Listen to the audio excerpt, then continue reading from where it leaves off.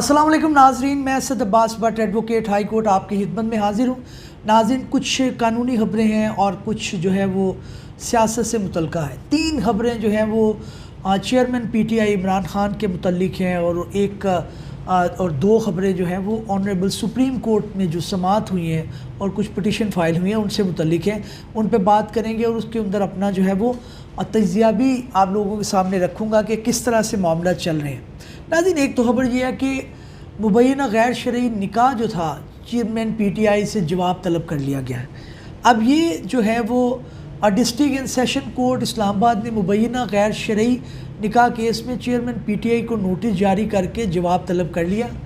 Chairman PTI उनकी अहलिया बुशरा बीबी के ख़िलाफ़ मुबैना गैर शरई निकाह केस की समाअत सिविल जज कुदरतुल्लाह की अदालत में की गई। समाअत के दौरान प्रोसिक्यूटर रिजवान अब्बासी और चेयरमैन पीटीआई और उनकी अहलिया बुशरा बीबी के वकील अदालत में पेश हुए। प्रोसिक्यूटर रिजवान अब्बासी ने समाअत बग़ैर कार्रवाई मुलतवी करके दरख्वास्त दायर करते हुए कहा कि दायरा इख्तियार की दरख्वास्त पर दलाइल के लिए तैयारी दी जाए।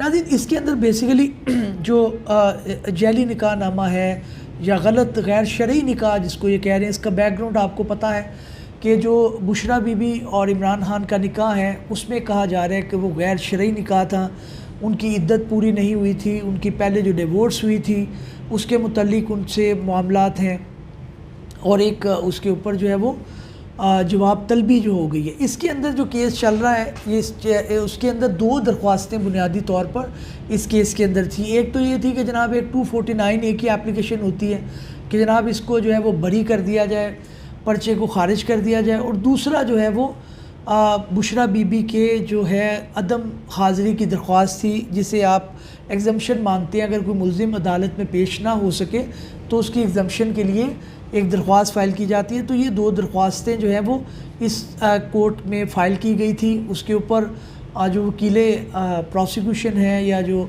हुकूमत के वकील हैं उन्होंने कहा जनाब मुझे वक्त दरकार है कि मैं इसके ऊपर तैयारी कर लूँ, लिहाजा ये समाअत मुलतवी हो गई है। और एक दरख्वास्त ये थी कि जनाब बुशरा बीबी जो है वो इसके अंदर पेश नहीं हो सकती, जिसके ऊपर अदालत ने कहा कि जब उनके ऊपर चार्जेस फ्रेम होंगे, यानी कि उनके ऊपर जो है वो ऐसे इल्ज़ामात लगाए जाएंगे जो तब उनको पेश होना ज़रूरी होगा। चार्जेस होते हैं बेसिकली इल्ज़ाम को क्लैरिटी के साथ वो बयान करते हैं कि जनाब इसके अंदर आपके ऊपर ये इल्ज़ाम है, ये इल्ज़ाम है, ये इल्ज़ाम है। तो बहरहाल ये फिर इसके अंदर समाअत जो है वो तारीख़ आगे मुकर्रर हो गई है। दूसरी भी चेयरमैन पीटीआई के मुतल्लिक़ की खबर है, उसके अंदर ये है कि 9 मई के अंदर जो वाक़यात हैं उसके अंदर चेयरमैन पीटीआई समेत तमाम मुल्ज़मान के चलान में बगावत की दफ़ात शामिल कर दी गई। अब बगावत से मुराद ये है कि वो आपको पता है मुल्क के अंदर बगावत करना और लोगों को उकसाया गया। अब उसके अंदर वो एडिशन करते जा रहे हैं और नई नई दफ़ात लगाते जा रहे हैं। देखना ये होता है प्रोसिक्यूशन को कि वो अपना केस जो है वो ख़राब ना करे, क्योंकि इल्ज़ाम आप लगाने को FIR के अंदर पूरी ताज़ीरात पाकिस्तान लगा दें, लेकिन ज़ाहिर है जब आपको उसके अंदर कोई शवाहिद नहीं है, कोई आपके विटनेस नहीं है, फिर विटनेस आपके मौके पे थे नहीं थे, क्योंकि क्रिमिनल केस के अंदर आपको मैंने पहले भी अर्ज़ की हुई है कि ये बड़ा इंपॉर्टेंट है कि कोर्ट ये देखता है कि रीज़नेबल डाउट के बियॉन्ड जो है वो केस को साबित किया जाए। अगर डाउट क्रिएट हो गया तो उसका बेनिफिट जो है वो एक्यूज़ को जाता है। जो अनुशे मसूद हैं, कंसर्न पुलिस ऑफिसर हैं, उन्होंने 9 मई को तमाम मुकदमात में दफ़ा 120 लगा दी है। 120 कंस्पिरेसी होती है, यही वो जो बात की जा रही है बगावत की, वो लगा दी। उनका ये कहना है कि चेयरमैन पीटीआई के मुतल्लिक उनको बेशुमार शवाहिद मिले हैं और तभी उन्होंने दफ़ात का उसके अंदर इजाफ़ा किया। अब ये ट्रायल चलेगा, इसके अंदर मामलात होंगे, फिर जाके देखा जाएगा ये कि ऊँट किस करवट बैठता है। अगली जो खबर है वो भी चेयरमैन पीटीआई के मुतल्लिक है। उसके अंदर यह है कि कौमी एहतसाब ब्यूरो ने चेयरमैन पाकिस्तान तहरीक इंसाफ के खिलाफ जो है करप्शन का एक और केस तैयार कर लिया। अब ये केस उन्होंने किसके मुतल्लिक तैयार किया है? उन्होंने कहा है कि जनाब उन्होंने कुछ फ़ंड इकट्ठे किए थे। चेयरमैन पीटीआई ने क्या किया था, टेलीथोन के ज़रिए जमा फ़ंड के गलत इस्तेमाल का इल्ज़ाम है। उन्होंने अगस्त 2022 में टेलीथोन के ज़रिए फ़ंड इकट्ठे किए थे। ज़राए का कहना है कि नैब हेड क्वार्टर को इंक्वायरी की मंजूरी की दरख्वास्त मसूल हुई है और नैब रावलपिंडी ने केस की शिकायत की तस्दीक करके इंक्वायरी में बदलने की दरख्वास्त कर दी है। اب یہ ایک نیا جو ہے وہ کیس آ گیا ہے، حالانکہ چیئرمین پی ٹی آئی جو ہے وہ بیہائنڈ دا بار ہیں اور ان کے اوپر مقدمات چل رہے ہیں۔ پولیٹیکل وکٹمائزیشن کا کلچر ہمارے ملک کے اندر بالکل پروان چڑھ چکا ہے، اسی طرح سے ہے جیسے میاں نواز شریف کے اوپر یا زرداری کے اوپر یا ایون بے نظیر کے اوپر مقدمات کی بھرمار ہوتی تھی۔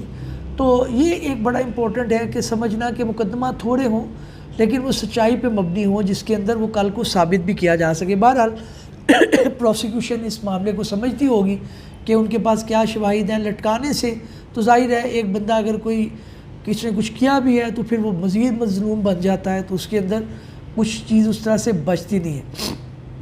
اگلی جو خبر ہے وہ سپریم کورٹ سے متعلق ہے۔ آج سپریم کورٹ نے جو گزشتہ روز سماعت ہوئی تھی منڈے والے دن، پہلا روز جو تھا قاضی فائز عیسیٰ صاحب کا، آنریبل چیف جسٹس کا، انہوں نے اس سماعت کے آرڈر جو ہے وہ جاری کر دیے ہیں، اور اس کے اندر کیا کیا انہوں نے حکم نامے کے مطابق چیف جسٹس قاضی فائز عیسیٰ نے کہا کہ supreme court practice and procedure act کے زیر التوا ہونے پر آج چیلنج درپیش ہے۔ حکم نامے میں کہا گیا کہ چیف جسٹس بینچ تشکیل مقدمات مقرر کرنے کے لیے 2 سینئر ججز سے مشاورت کریں گے۔ اس میں بتایا گیا کہ چیف جسٹس صدار طارق اور جسٹس اعجاز الحسن کی آمادگی پر مشاورت کریں گے۔ حکم نامے میں مزید کہا گیا کہ 3 درخواستوں میں سپریم کورٹ سے فل کورٹ بنانے کی استدعا کی گئی۔ سپریم کورٹ فل کورٹ بنانے کی بنیاد پر درخواستیں نپٹاتی ہے۔ تحریری حکم نامے کے مطابق سپریم کورٹ کے فل کورٹ نے 2 درخواست گزاروں اور اٹارنی جنرل کے دلائل سنے۔ اٹارنی جنرل نے بتایا کہ انہیں سندھ طاس معاہدے میں متعلق اہم سماعت کے لیے ویانا جانا ہے۔ اس میں کہا گیا کہ کیس کی سماعت کے دوران بینچ کے ممبران نے متعدد سوالات کیے۔ اٹارنی جنرل کے بینچ کے سوالات کے جواب دینے کے لیے بھی مہلت مانگ لی گئی۔ اب اس کے اندر جو ہے وہ 3 اکتوبر تک جو ہے اس کی سماعت ملتوی کر دی گئی ہے۔ یہ بڑا ایک امپورٹنٹ کیس ہے کیونکہ آپ کو معلوم ہے کہ اس کے اندر سو موٹو پاور جو ہیں honourable chief justice supreme court کی، ان کے اندر بھی بات ہے، پھر بینچ کی فارمیشن کی بھی بات ہے کہ جناب کون سا بینچ سنے گا۔ الزام یہ کہا جاتا ہے کہ اپنے مرضی کے بینچ لگا کر اس کے اندر کسی خاص ایک پولیٹیکل پارٹی کو فیور کیا جاتا ہے، دوسری کو نقصان پہنچتا ہے، تو یہ رولز طے ہو رہے ہیں۔ اس کے علاوہ ایک پٹیشن بھی مسلم لیگ نون کی طرف سے فائل کر دی گئی، اس کے اندر بھی اسی طرح کی بات ہے کہ جناب ان چیزوں کو جو ریمارکس ایون کورٹ میں دیے جاتے ہیں آنریبل جج کی طرف سے، اس کو ریگولیٹ کرنے کے لیے بھی ایس او پی جاری ہوں یا کوئی ضابطہ جاری ہو۔ تو ناظرین یہ آج کی خبریں ہیں، یہ قانونی طور پر قانون کے میدان میں آج کا دن جو ہے ان خبروں کے گرد ہی گھوما ہے۔ کسی نئے ویلاگ میں کسی نئی قانونی آئینی یا پھر سیاسی موضوع کے ساتھ حاضر خدمت ہوں گے، تب تک کے لیے اجازت دیجیے۔ اللہ حافظ۔